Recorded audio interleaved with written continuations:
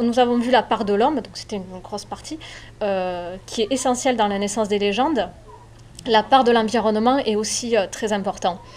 Donc avant l'urbanisation, à outrance, ce qui est sur l'échelle de l'humanité finalement petite période, on vivait beaucoup dans la nature, tout simplement.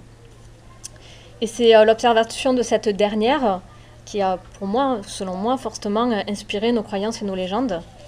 Alors notre milieu de vie influence fortement les croyances, et le fait de vivre en milieu urbain ne change pas vraiment les choses, parce que nous avons beaucoup de légendes dites urbaines aujourd'hui. Donc je ne sais pas si vous en connaissez, il y en a une qui est très très connue. Ouais. La dame blanche du bord des routes. Donc, alors avant, en calèche, je ne sais pas s'il y avait des dames blanches quand il n'y avait pas de voiture, non. Mais ça montre comme les choses évoluent avec notre mode de vie, tout simplement. Et si on va au Japon, où ils sont très friands de ce genre de choses, il y a aussi d'autres légendes dites urbaines adaptées justement au milieu citadin. Donc effectivement, les légendes des villes ne sont pas les légendes que l'on trouve à la campagne ou les légendes qu'on trouve dans la nature sauvage. Alors dans l'Aude, qui est un département très très riche, nous avons beaucoup de diversité naturelle. Donc on a la mer, la Clappe, des étangs, la montagne, les Corbières, donc c'est une petite montagne plutôt aride, de la haute montagne, de la moyenne montagne, des plateaux. Donc on a vraiment un paysage très diversifié, ce qui peut expliquer selon moi aussi qu'on a beaucoup de légendes aussi qui sont multiples finalement, puisqu'on a une nature qui est multiple également. Alors je vais vous donner juste quelques exemples. Par exemple, tout ce qui est relief. Les pics, les sommets, toutes ces choses-là sont dans l'Aude associées aux géants. Très souvent, quand on parle de choses gigantesques, justement, il y a une histoire de géants. Alors, par exemple, nous avons le roc de Peyremont, je ne sais pas si je le prononce bien. Alors là, on est un peu plus haut, on est dans le Tarn. Alors dans mon livre, je ne me suis pas cantonnée aux frontières de l'Aude. C'est-à-dire j'ai un peu débordé sur les zones naturelles, en fait, géologiques, puisque finalement, les frontières, c'est les hommes qui les ont mis, et les légendes passent ces frontières. Donc je suis allée juste un peu au-delà. Donc sur ce roc,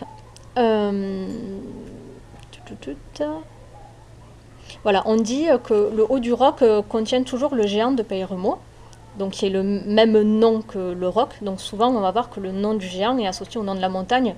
Alors qui a donné le nom à quoi c'est comme l'a fait la poule, je ne dirais pas, si on croit au géant, ceci dit. Donc sous cet amoncellement de pierres, c'est une sorte de chaos de pierres que l'on trouve là-haut. Il y a ce géant qui aurait été enterré à la suite d'une lutte acharnée avec son voisin, le géant de Montalet, d'un autre pic. Alors il faut savoir que les géants, ils sont très belliqueux dès qu'on s'embrouille pour pas grand chose en général, et ils se tabassent à coups de cailloux, quoi. Voilà. Donc ça, c'est vraiment typique des géants. Donc le géant de Montalet, il jette tellement de pierres sur le géant de Peyremont qu'il enterre vivant. Et sur ce thème de la roche, de la nature sauvage et des géants, on se rend compte également que souvent les géants, quand ils ne se les jettent pas sur eux, ils jettent les rocs sur les villes, pour jouer, pour voir si c'est lequel qui le jette le plus loin. Ou, voilà. Ils font ça, c'est comme ça, c'est les géants. Et souvent, donc, on retrouve des pierres plantées et dont la légende raconte que c'est un géant qui s'est ennuyé, qui a jeté la pierre et que depuis, la pierre demeure. Alors forcément, en général, ce sont des très grosses pierres, des menhirs même, donc on reviendra sur le rôle justement de ce genre de pierre. Pour la faune, un autre exemple, c'est la talus. Est-ce que quelqu'un a déjà entendu parler de la talus ? Donc c'est une bête qui vit dans le bois de Crosse et qui terrifie à grands coups de cri les habitants des environs à la nuit tombée et à la nuit tout court. Quand les gens se sont attardés, ils se sentent complètement pris en chasse, ça crie dans tous les sens et ils sortent du bois complètement apeurés. Alors la chose, c'est que personne ne l'a jamais vue, mais beaucoup l'ont entendu. Alors bon, là, voilà. Alors il y avait une étude assez intéressante. C'est que la talus pourrait provenir de la déformation du mot Latahu, qui en fait signifie chouette. Donc on pense que ça a été une inspiration de la nature du cri de la chouette, qui était considéré comme un oiseau de mauvais augure, qui s'est transformé en monstre de la forêt. Et si on ne la voyait pas, c'est peut-être parce qu'elle était dans les arbres et qu'on ne faisait que l'entendre. Voilà. Donc c'était intéressant de faire ce petit lien. Dans la nature, il y a les grottes et les gouffres également qui sont source d'angoisse. On y trouve des fées, des monstres à deux têtes, des diables qui gardent des trésors, ce genre de choses. Voilà. On a également les lacs. Il y a énormément de choses qui inspirent des légendes. Les lacs qui sont considérés, surtout les lacs de haute montagne, comme des portes de l'enfer, où le diable vivrait au fond de l'abîme. Et donc il y a cette légende, je ne sais pas si vous avez déjà entendu, que lorsqu'on jette une pierre dans le lac, ça crée des tempêtes en fait, parce qu'on réveille le diable et qui, très en colère, détruit tout. Donc ça, c'est des légendes. On est plus au niveau pyrénéen. Et donc dans l'Ariège également, et les montagnes pyrénéennes. Voilà. Donc nous, dans le livre, on parle du pic Saint-Barthélemy, où il y a cette légende qui est connue, et qui est connue d'ailleurs depuis très longtemps, puisque les premiers écrits datent du XVIe siècle. Et en fait, comme je parlais également de la météo et des tempêtes, donc ça c'est également un exemple de la nature qui crée des légendes, comme on a vu tout à l'heure, avec le diable. Donc il n'y a pas que les éléments de la nature pure qui sont source des légendes, il y a aussi les constructions humaines, des constructions antiques, donc des ponts, voilà, les ponts du diable, on en trouve, voilà. Des ruines, voilà, les châteaux, les ruines, les choses un peu... bon. Après, il faut un contexte pour une légende, donc c'est vrai qu'un château isolé, les moulins et aussi les puits. Donc souvent les constructions antiques sont associées au diable. Les ruines abritent plutôt les fantômes et les moulins, les puits, les fontaines, ça sera plutôt les fées aquatiques. Dans les constructions antiques, on a le pont du diable de Bram, qui n'est pas très loin. Alors là, c'est l'histoire d'un charbonnier qui passe avec sa cargaison. Le diable manque de le faire tomber. Il promet donc, pour s'en sortir, de lui donner son âme. Sauf que le charbonnier, il ne compte pas donner son âme au diable et il s'en va en se moquant du diable. Malheureusement, le charbonnier doit repasser par là un jour et puis vous verrez dans le livre.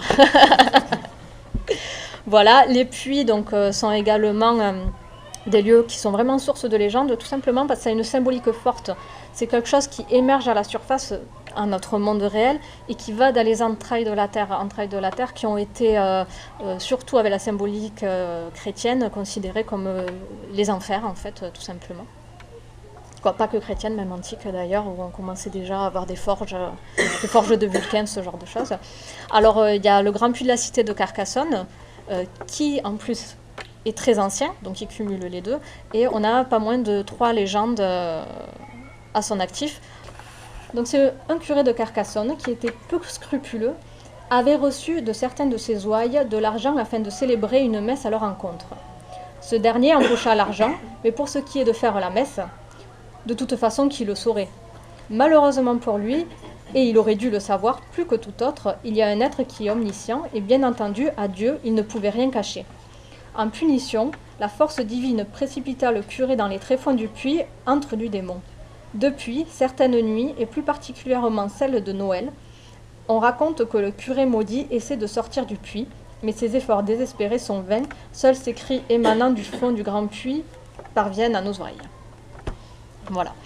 En sachant qu'il y a donc beaucoup de légendes sur ce puits, dans le livre, justement, je croise un peu avec l'histoire, car le puits a été plusieurs fois fouillé, et le résultat des fouilles...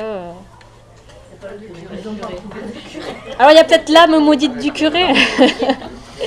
En tout cas, ils n'ont pas trouvé les restes du curé, et d'autres... Il n'y a pas eu que le curé dans le puits, il y en a eu d'autres.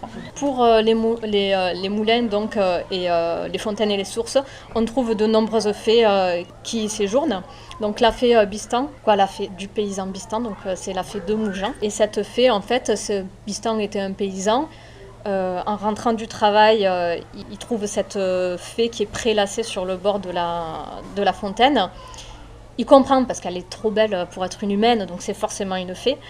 Il l'attache et il lui demande la richesse en échange de l'argent, tout tout simplement de la richesse. Et c'est ce qui se passe, il la libère et il devient très riche. Alors là, ce qui est très intéressant, c'est que quand on fait des recherches historiques, on se rend compte qu'effectivement Bistan était un paysan et qu'effectivement il a fait fortune. Voilà. Donc là, c'est vraiment intéressant parce qu'on a un cas typique qui croise la légende et l'histoire, à savoir... voilà, donc je trouve ça assez intéressant quand on a des preuves en fait écrites, historiques de ce genre de personnage.